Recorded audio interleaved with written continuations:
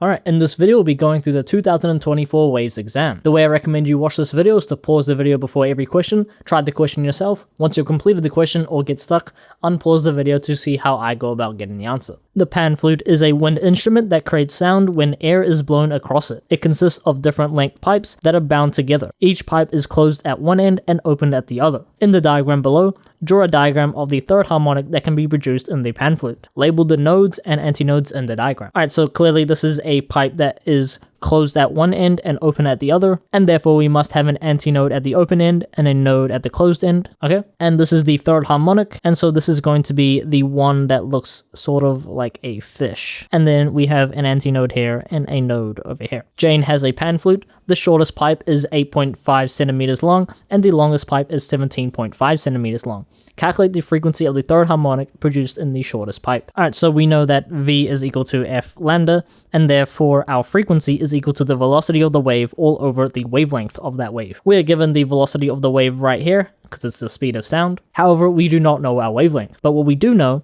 is that our wavelength is directly proportional to our length of the pipe, right? Because this is a pipe with a open end and a closed end, and we are producing the third harmonic, we know that the length of the pipe is equal to 3/4 lambda. We are given the length of the shortest pipe right here, and so that's 8.5 times 10 to the negative 2 meters, right? And that's equal to 3/4 lambda, and therefore 4 times 8.5 times 10 to the negative 2 all over 3 is equal to our wavelength, and this gives a wavelength of 17/150 meters, or you can write this as 0.113 meters. There we go. And so simply we can plug this number into here, and we get our frequency is equal to the velocity of the wave, which is 343, all over 17 divided by 150, using the fraction to keep whole values, and therefore we get a frequency of 3026.47 hertz.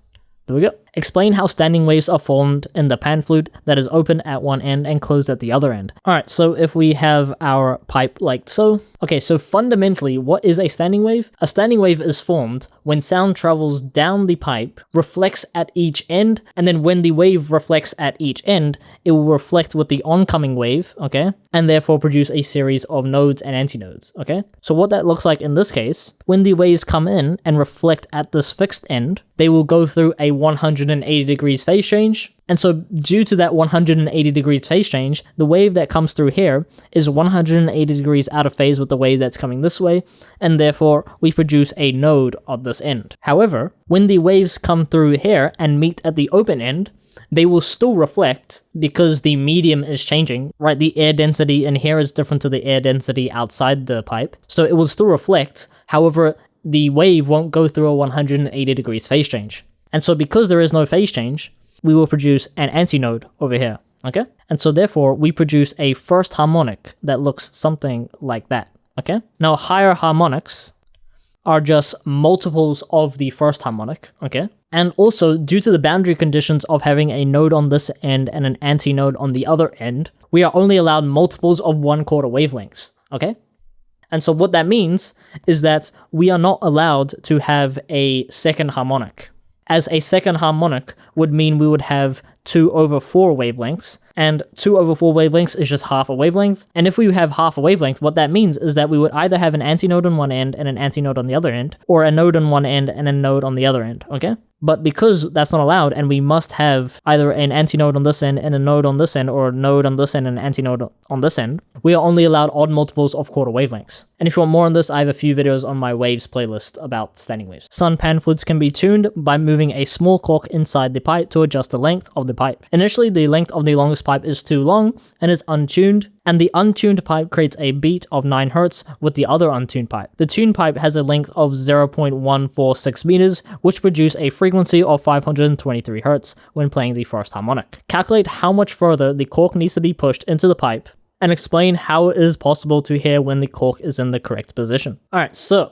we can find out the frequency of the untuned pipe, and the reason why we know that is because we know our beat frequency is 9 Hz, and therefore this beat frequency is the difference between the frequency of our tuned pipe and the frequency of our untuned pipe, okay? So therefore, we get 523 minus the frequency of our untuned pipe, which you can call F2. And therefore, F2 is equal to 523 minus 9, and we get a frequency of 514 hertz. Now, because we know the equation for our beat frequency, the general equation is F beat is equal to F1 minus F2, okay? How did we know that 523 was F1 instead of F2? We could have had the same equation, 9 is equal to F1 minus 523, and we would have got 532 hertz is equal to our untuned pipe. So how did we know that it was 514 rather than 532? Well, the clue is that it says initially the length of the pipe is too long. And so because we know V is equal to F lambda, and lambda is equal to V over F, because V doesn't change because the speed of sound in air doesn't change. If the length of the pipe is too long, and because our length is directly proportional to our lambda, and therefore if our length is too long, our lambda is going to be too long. And so if our wavelength is too large, that means our frequency is going to be too small. And so because we know the tuned frequency is 523 hertz, the untuned frequency must be less than that because the length of the pipe is too long, which will produce a wavelength that is smaller than the tuned frequency, okay? And so that's how we know it's this scenario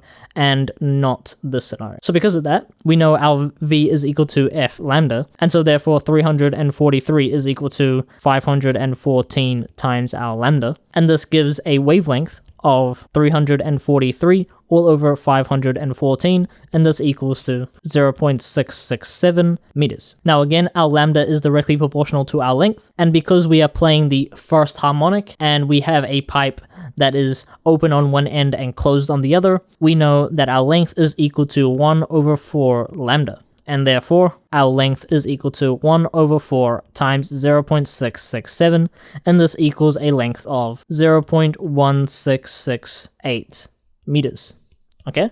And so this is the length of our untuned pipe. And we know our tuned pipe has a length of 0.164 meters. And so therefore, we can take 0.1668 minus 0.164, and this gives a length of 2.83 times 10 to the negative 3 meters. And what this is our change in length. And so this length is the distance that the cork needs to be moved in order for the pipe to be tuned.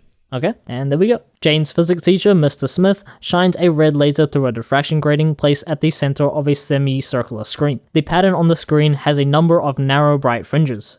The formula associated with diffraction grating is n lambda is equal to d sine theta, where n is the order number and lambda is the wavelength. What does the term n lambda represent when n and lambda are combined? So, n lambda is equal to the path difference.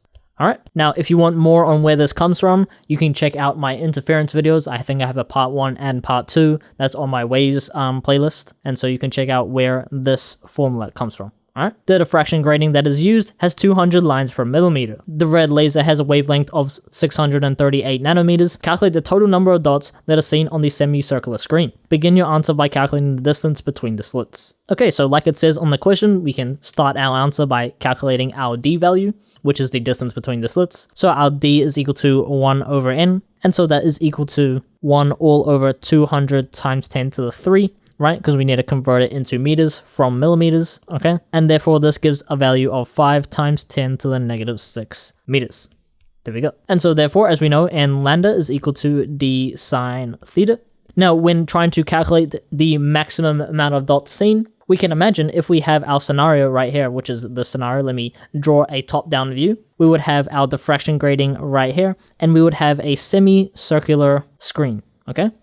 And so therefore, as you can see, when laser light, so this is our laser, when laser light comes through, these are our waves, into the diffraction grating, we know we're going to produce sections of bright spots, okay? So these regions are going to be bright spots, and we have our dark regions in between.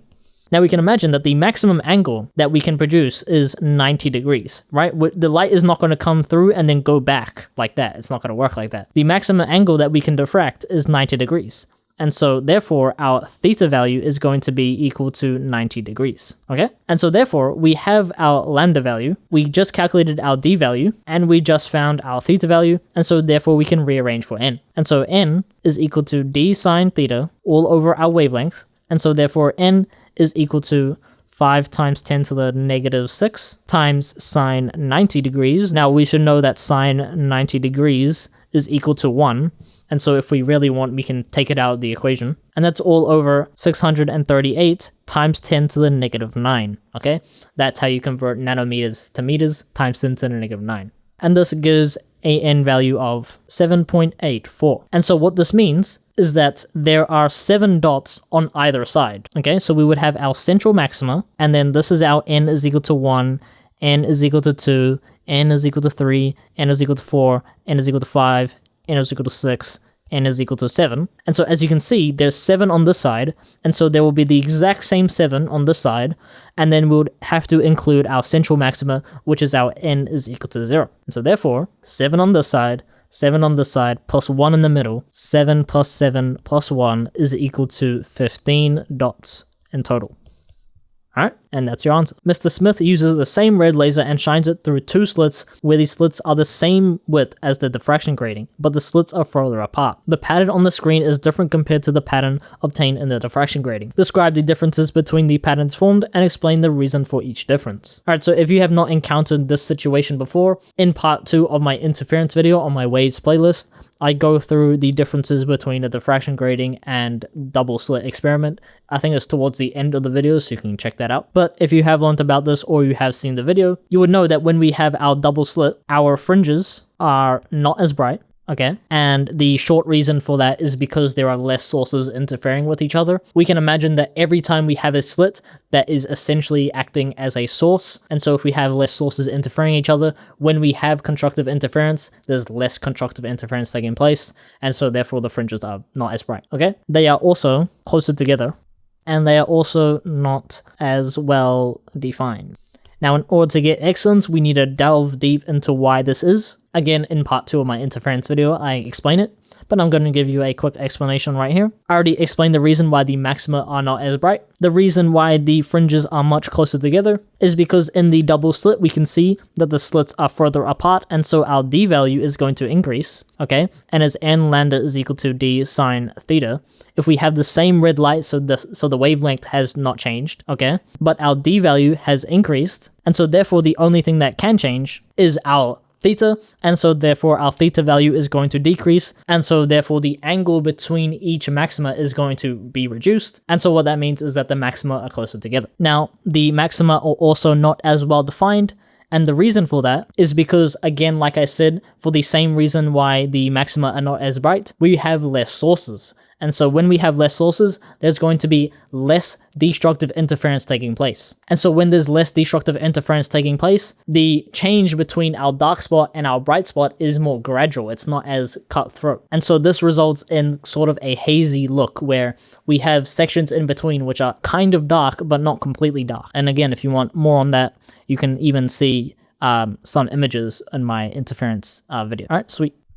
Mr. Smith then shines white light through the diffraction grating. The pattern he observes has a central white region, and the other orders form a complete spectra on either side of the central white region, as shown in the diagram below. Explain why white light forms a spectra with violet on the inside and red on the outside when passed through a diffraction grating. So once again, I explained this in my interference video, but we should know that when we have a diffraction grating, right, and this goes onto a wall, okay, so this is our diffraction grating, and we shine white light. So this is our laser, and we're shining white light through it. We know that our central maxima, our n is equal to 0, is when all wavelengths combine. If all wavelengths of white light combine to our central maxima, that's just going to be a white region because all the wavelengths are converging to that region. But things change when we get to our n is equal to 1 and n is equal to 2 maxima. N is equal to 1, n is equal to 1, n is equal to 2, n is equal to 2. As we know, white light contains all wavelengths of the visible spectrum, so that goes all the way from violet to red. We also know that n lambda is equal to d sine theta. And as we know,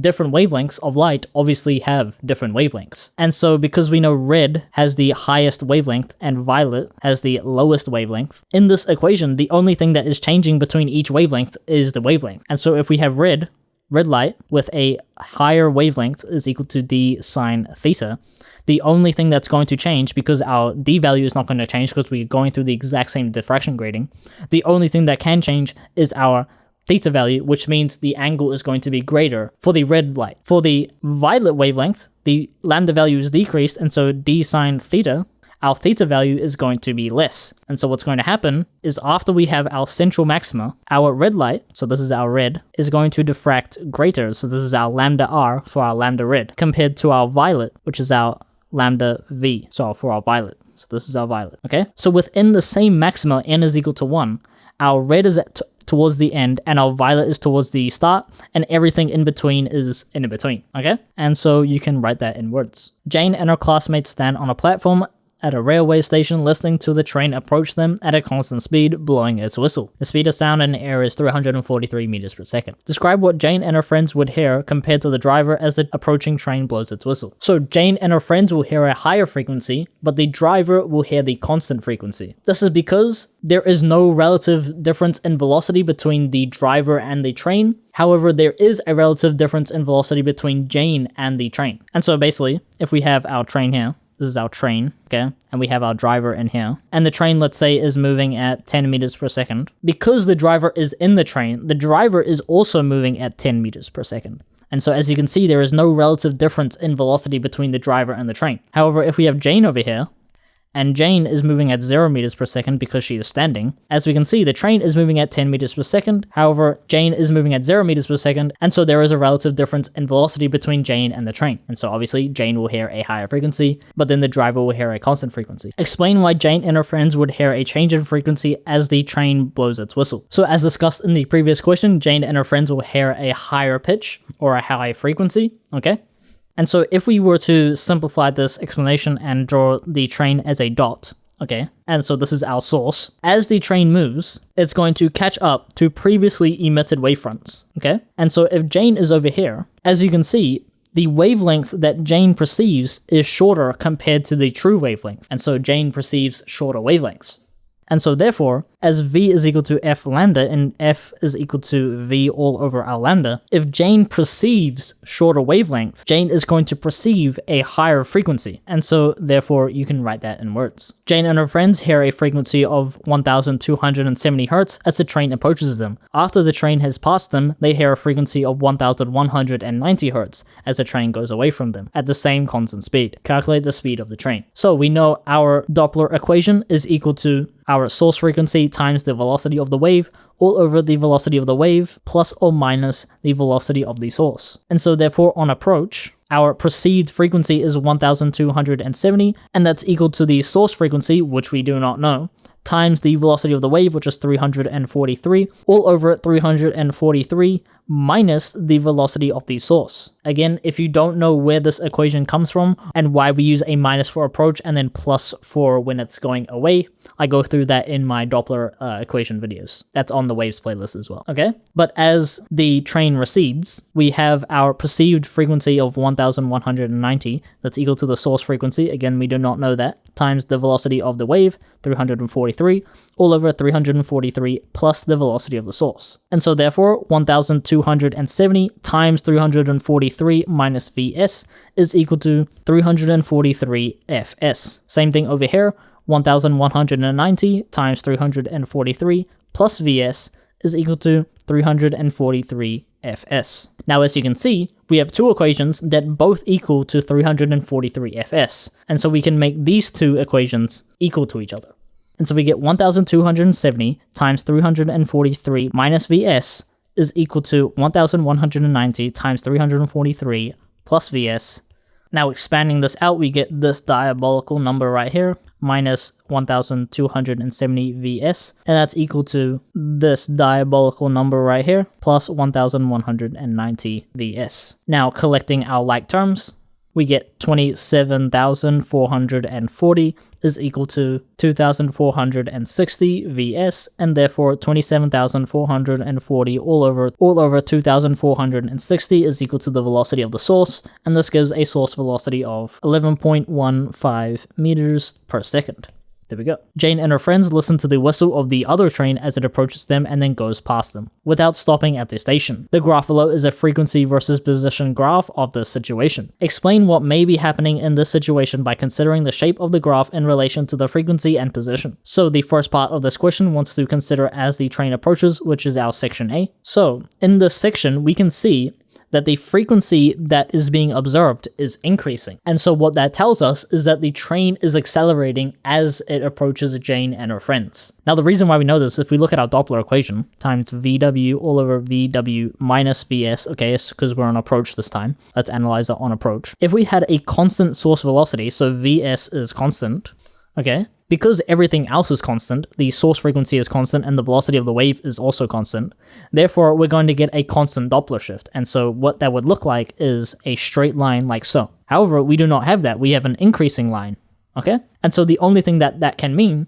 is that our source velocity is not constant and it's actually increasing, okay? If we look at our equation, if our source velocity is increasing, what this is going to do is make our denominator smaller. And so therefore our perceived frequency is going to continuously increase, which we can see over here. And so therefore our source velocity is increasing and therefore the train is accelerating. Now it wants us to consider when the train is right in front of Jane and her friends, which is point B. Okay. When the train is right in front of Jane and her friends, there is no component of the train's velocity that is facing towards Jane and her friends. All right, so what that means is if we have Jane over here, okay, and our train is over here, and our train's velocity is in this direction, we can see that there is no component of the train's velocity that is in Jane's direction. Okay, if our train was over here and we have the same velocity, we can see we can break up our train's velocity into components, and we can see that there is a component that is facing Jane. However, over here, we can see that there is no component in Jane's direction, and so Jane will hear the true source frequency, okay? Again, I go into this with more detail in part 2, I believe, of my Doppler videos, and that's again on the Waves playlist. As the train goes away from Jane and her friends, which is section C. And so we can see here that, again, the gradient is continuously decreasing, okay? And so what that means is essentially the opposite scenario that we had in the first section. In this scenario, the velocity of the train is increasing away from them, which means the train is accelerating away from them, which we can see as the perceived frequency is continuously decreasing like so. And that is the opposite scenario that we have over here. Remember that when we're receding, our Doppler equation is Fs times Vw all over Vw plus Vs. And so if our source velocity increases, we are making our denominator larger. And so therefore, when we make our denominator larger, our perceived frequency is going to decrease. And with that, we're done. See you.